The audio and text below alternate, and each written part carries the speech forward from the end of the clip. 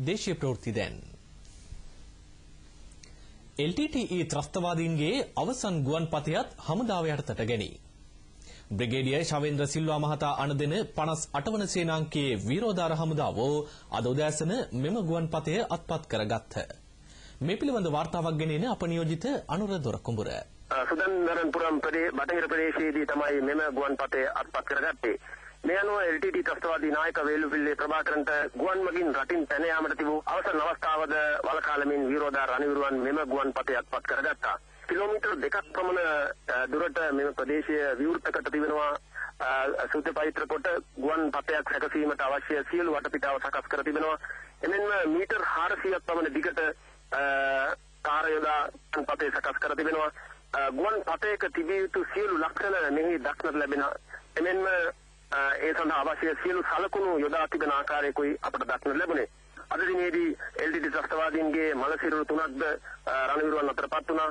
එමෙන්ම ඊයේ දිනේදී මලසිරුරු 8ක් රණවිරුවන් අතරපත් වුණා. මේ අනුව T56 වර්ගයේ ගිනි අවි 10ක්, ක්ලේමෝ බෝම්බ 5ක්, මිලිමීටර් 60 වර්ගයේ මෝටාර් විදිනයක්, LMG අවි 14ක් මේ ආදී අවි ආයුධ රැසක්ද අත්පත් කර ගැනීමට රණවිරුවන් සමත් වුණා.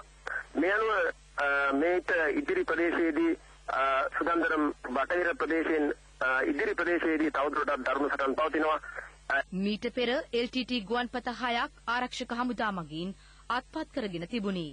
2008 සැප්තැම්බර් 10 වෙනිදා මුලතිව් කලපුවට කිලෝමීටර් 5ක් බටහිරදී ගුවන්පතයක් අත්පත් කරගත් අතර එහි දිග කිලෝමීටර් 2.5ක් විය. යලිත් වරක් 2008 සැප්තැම්බර් 30 වෙනිදා මාන්කුලමට කිලෝමීටර් 7ක් ඊසාන දෙසින් පිහිටි විලන්කුලම් පිහිටි මීටර් 500ක් දිග ගුවන්පතයක් ආරක්ෂක අංශ මගින් සොයා ගැනින.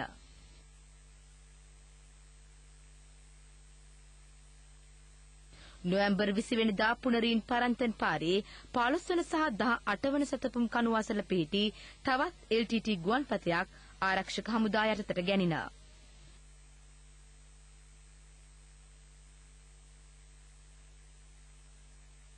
අම්පකාමම් ප්‍රදේශයට උතුරින් පිහිටි මීටර් 350ක් දිග ගුවන්පතය සොයා ගනු ලැබුවේ 2008 දෙසැම්බර් 24 වෙනිදායි. මීටර් 1100ක් දිග ගුවන්පතයක් ඉරණමඩු වැව් බැම්මට සමාන්තර ලෙස පිහිටා තිබියදී ආරක්ෂක අංශ මගින් සොයා ගනු ලැබුවේ පසුගිය ජනවාරි 15 වෙනිදායි.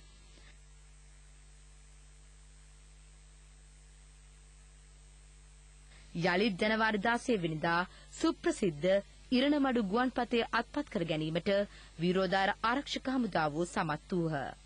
එය දිගින් කිලෝමීටර් 1කි.